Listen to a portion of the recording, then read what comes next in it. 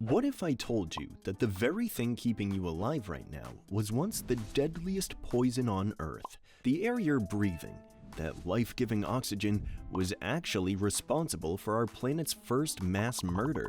And the killers? Well, they're still around.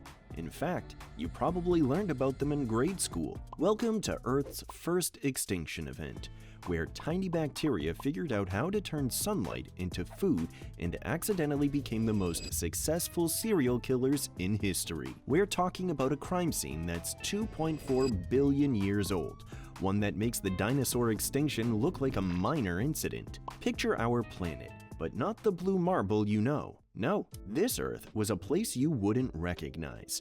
No plants, no animals, not even the sky was the same color. The oceans glowed a murky purple-green, filled with simple bacteria living their best lives in a world without oxygen. They had no idea that their peaceful existence was about to be shattered by an innovation that would change our planet forever. But before we dive into this prehistoric murder mystery, we need to set the scene of this ancient crime. Because to understand how oxygen became a weapon of mass destruction, we first need to visit a world that would seem utterly alien to us today. A world where life was simple, the air was toxic by our standards, and the oceans were full of iron. This is the story of how some of the smallest organisms on Earth changed everything and killed most of their neighbors in the process. Let's wind back the clock about 2.4 billion years.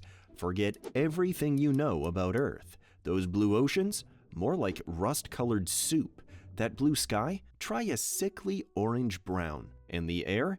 It would have killed you instantly. Packed with nitrogen and greenhouse gases, but virtually no oxygen. This was Earth's teenage years.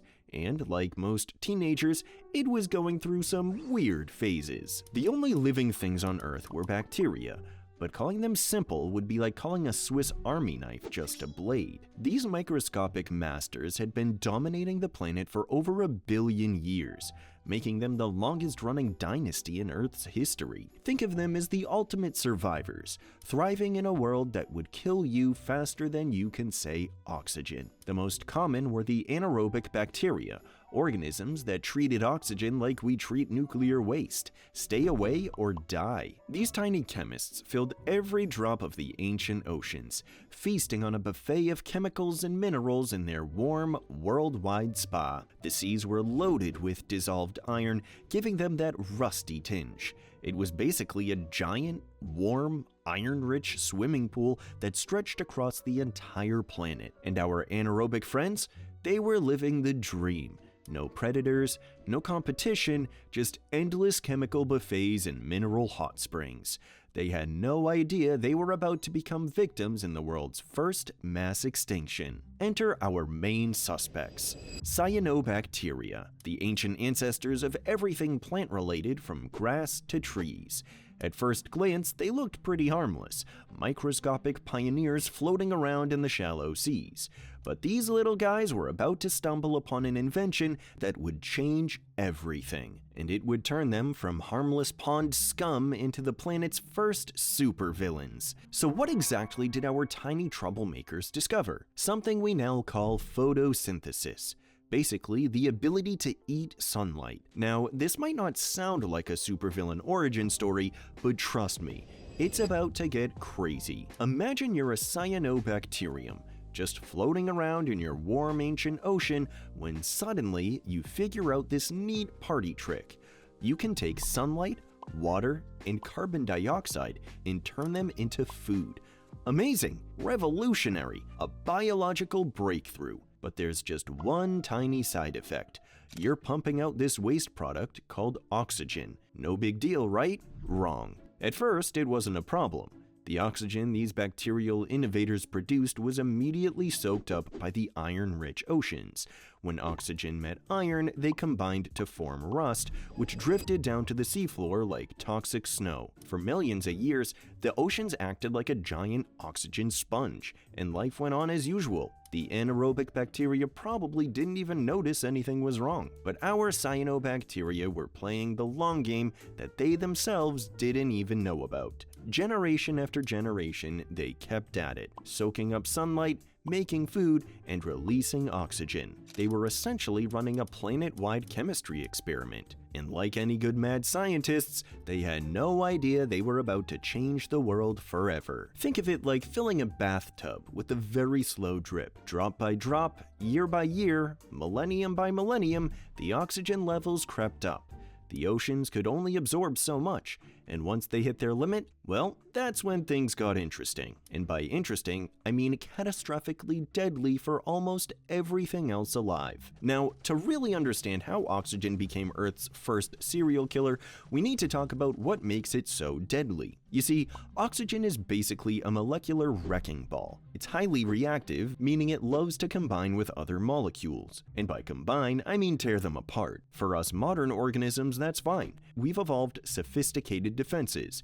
But for our ancient anaerobic friends, it was like being dissolved alive. Imagine you're living your best anaerobic life when suddenly this toxic gas starts bubbling up around you. Oxygen would have been like acid to these bacteria, literally ripping apart their cell membranes and destroying their internal machinery. It's like if the air suddenly turned into lava. There's nowhere to hide, nowhere to run. And remember, these organisms had never needed to evolve any defenses against oxygen. Why would they?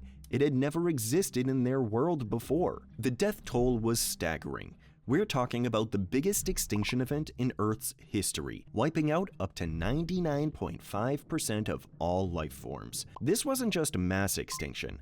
This was almost total extinction. Our tiny photosynthesizing friends had accidentally unleashed what scientists now call the Great Oxidation Event, or as I like to call it, the Great Oxygen Catastrophe. But here's the really wild part. The cyanobacteria didn't just kill their neighbors, they kept pumping out more and more oxygen, turning Earth's atmosphere into an even deadlier weapon. It was like they'd invented a new form of pollution, except this pollution would eventually become the basis for all complex life on Earth. Talk about a plot twist. Now, you might be wondering, how do we know all this happened? I mean, we're talking about a crime scene that's over 2 billion years old. Well, like any good detective story, this one left behind some pretty compelling evidence, and it's written in stone, literally. Ever heard of banded iron formations? These are some of the most striking pieces of evidence we have. Picture layers of rock that look like a rusty sandwich, red and gray bands stacked on top of each other. Each band tells part of our story. The gray layers, those are from when oxygen levels were low. The red bands, that's what happened when oxygen started flooding the oceans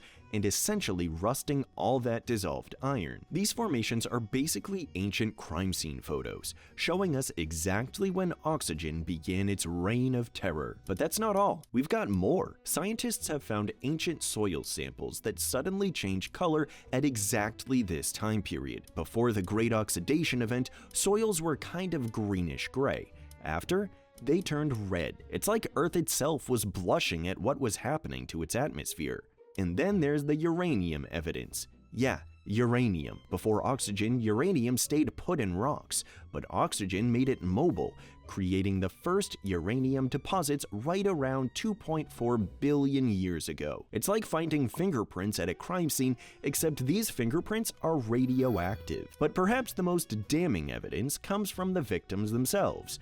The fossil record shows a dramatic drop in anaerobic bacteria around this time. We're talking about a collapse so massive that the Earth's biological diversity wouldn't recover for over 1 billion years. That's like wiping out all life on Earth today and having to wait until the year 1,000,2024 for things to get back to normal. And just when you think this story couldn't get any more dramatic, enter the ultimate plot twist: Snowball Earth. See, oxygen didn't just kill things directly, it also triggered what might be the biggest climate catastrophe in Earth's history. All that oxygen reacted with methane in the atmosphere, a powerful greenhouse gas, breaking it down, and without its cozy methane blanket, Earth basically turned into a giant snowball. We're not talking about a mild winter here. Imagine ice sheets stretching from pole to pole, and temperatures plummeting to levels that would make Antarctica look like a tropical paradise. The same bacteria that had been happily pumping out oxygen had accidentally triggered a planet-wide deep freeze. Talk about adding insult to injury. First they poisoned the planet, then they froze it. But here's where the story takes another turn. In this frozen wasteland, something remarkable happened. The few survivors of the oxygen apocalypse began to adapt. Some figured out how to live with oxygen, even use it. These were the ancestors of pretty much all complex life on Earth today. That's right, without this mass murder event, we wouldn't exist. Think about that for a second. The same event that nearly wiped out all life on Earth also set the stage for everything that came after.